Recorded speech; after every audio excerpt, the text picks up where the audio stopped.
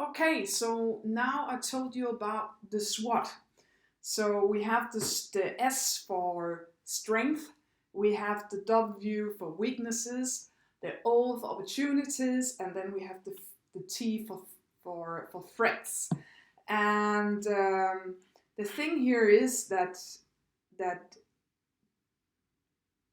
you always start with strength, going to weaknesses, opportunities, and threats. This is like the manual for working with SWOT.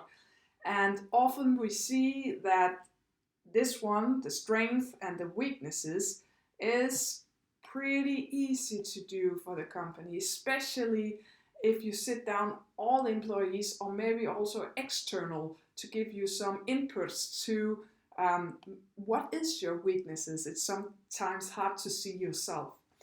A little bit hard one can be this one down here, the opportunities and the threats. Because if you know all the opportunities, of course you will just do it, and then bang, you have a totally new value proposition, and or maybe something that you can put into your strength internally in your company.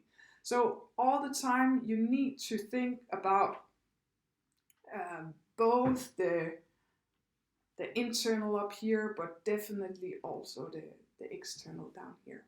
Thanks.